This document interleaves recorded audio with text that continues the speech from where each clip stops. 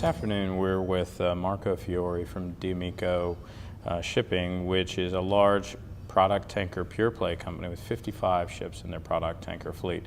I'm Ben Nolan from Stifel, and we'll jump right to it. So Marco, could you maybe update us on developments that are taking place in the product tanker market? How are you seeing demand play out? Similarly on supply, and are there any new dynamics that are shaping up in the business? Yeah, thank you, Ben. I think the supply and demand in the market, I think, has been very much dominated by the fact that 2017 was, especially on the supply side, was a year where everybody was seeing a slowdown of delivery of ships. For sure there's been a slowdown. I think we'll feel it furthermore in 2018. But we're far from the years of big fleet growth that were in the past years. So this has been a good development factor in the market. On the demand side, we've seen that the market has been a little bit evolving. There was a little bit of a lack of demand that was happening at the beginning of the year, and now it's starting to pick up. So also this is a positive effect. So I think in general, we are starting to see a rebalancing of the market, which we believe will continue in the next year in 2018 and furthermore in 2019. To be honest, I think that 2017 probably I personally imagine to be a better year than what has been. It's not been a terrible year, but it's been a year very much wishy-washy, with nothing to write home about. And I expected a big pickup in 2017. This doesn't mean it's going to happen. It's not going to happen further on in the year, but so far I think it's been a little bit of a lackluster year. So you're much more optimistic for 2018, it sounds like, relative to 2017. Yeah, I think that in general, we see that people, we always try to find later on some explanation of why the market didn't perform the way it should have performed. So you heard different ideas. There was one school of thinking that said there were too many stocks of refined products in the market, hanging on the market, and this has been going down.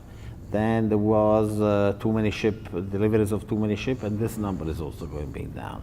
Then there was another thought that was the demand of the final consumer was not huge, and that's also improving. So I think that slowly all these factors are falling in the right position. Now, I think it's very difficult to say when exactly this will happen, but for sure I see some more long-term dynamics getting in the market and getting the right position. So I think that in the next year, months, I think you could start seeing some kind of turnaround of the market, which, as I told you before, I personally expected to occur earlier in 2017. But then, it's very difficult to pinpoint the exact date and the exact moment of a turnaround. So I think, but there are some long-term dynamics are getting in the right position. So I think. So inventory levels are coming down. The supply is relatively benign. Demand is growing well, and guys like myself and you as well have been optimistic for a little while.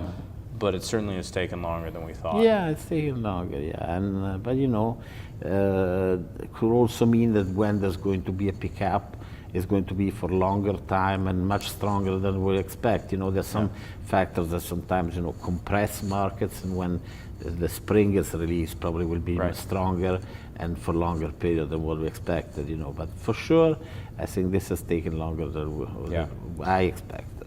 Well, I hope that you're right, but. How could you be wrong? Are there any are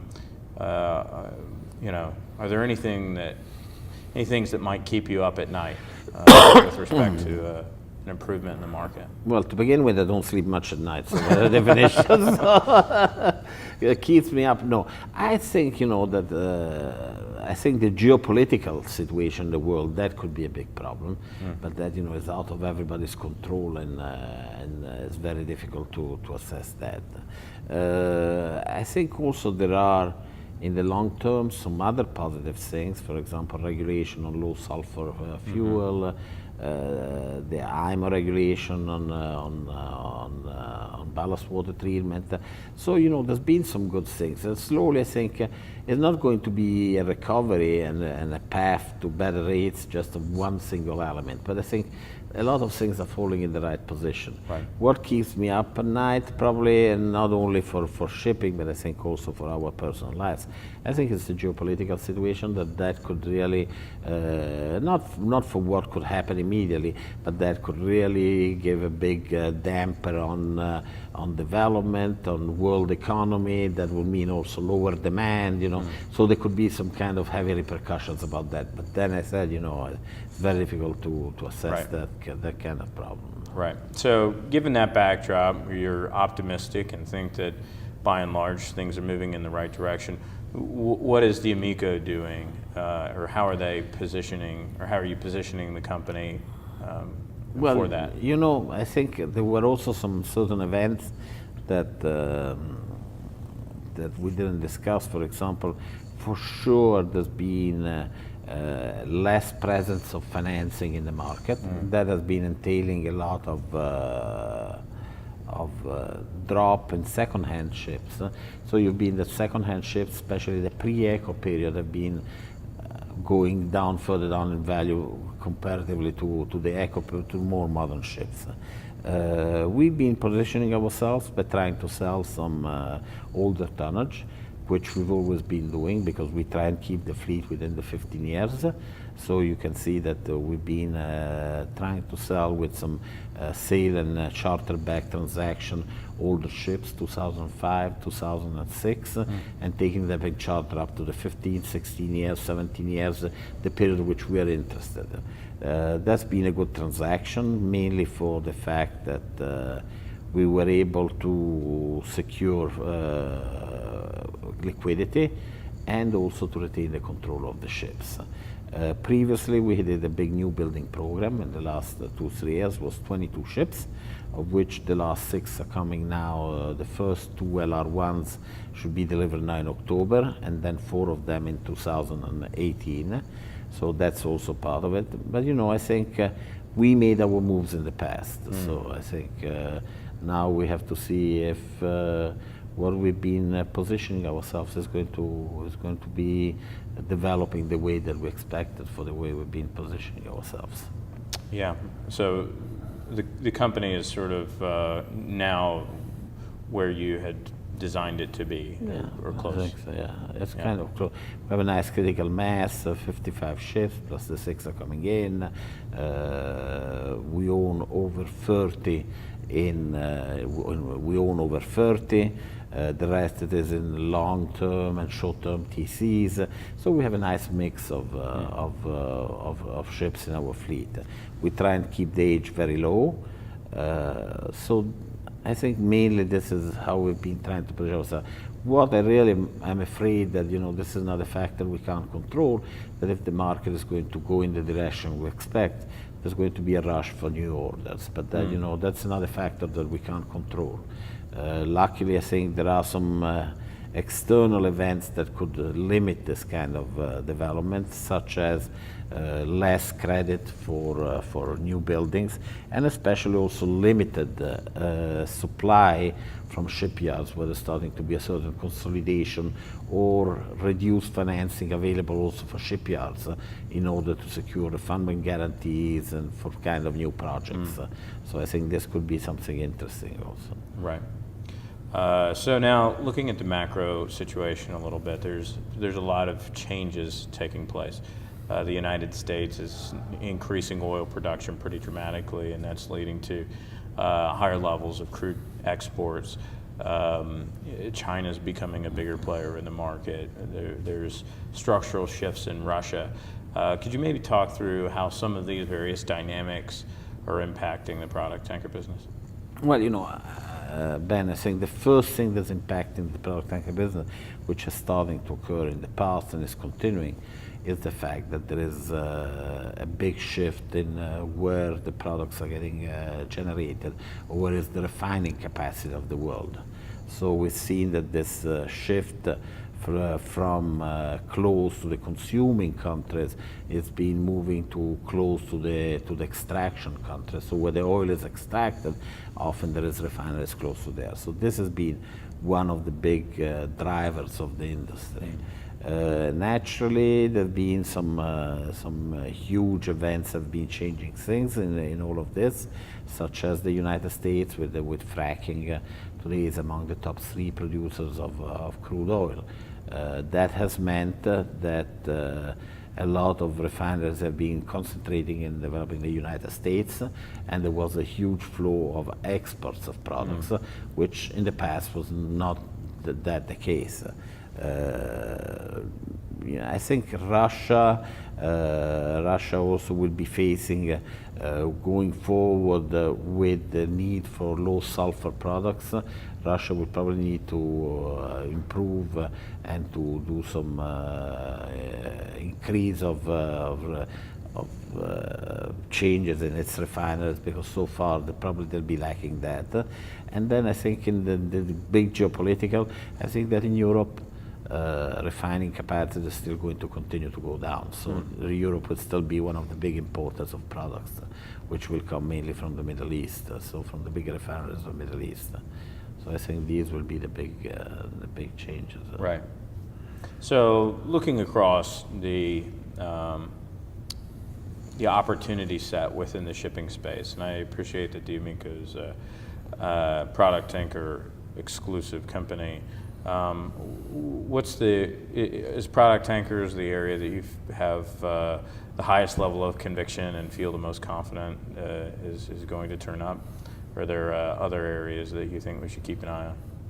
Well, I think normally, probably products is the thing that I follow every day. So probably that's where you develop a little bit more of a comfort level in that.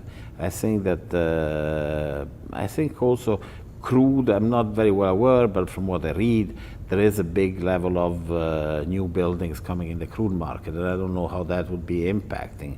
As much as you see there's been a limited growth in the fleet on the product side, from what I can see, there's been a big increase. There's going to be a big increase on the crude side. So these are the only things that I can see mainly in the market. Right. And just a few last things, but with respect to D'Amico in particular, it's an Italian listed company. How do you think through that as opposed to having a U.S. listing and the access to capital? Is that at all an inhibitant or anything that I think these are the kind of things that you feel that probably could be better by changing the place of listing, but then you can never quantify exactly. It's the kind of things that you'll never know only if you do it. So that's the kind of thing that's very difficult to. So it's adding. I must say that in Milan, we're the only shipping company now listed in Milan. So there's less peers to compare us. But on the other hand, there is a very loyal group of investors in Milan. We are kind of representing a segment which is not present in the Italian stock exchange, so giving some new opportunities to invest for Italian European investors.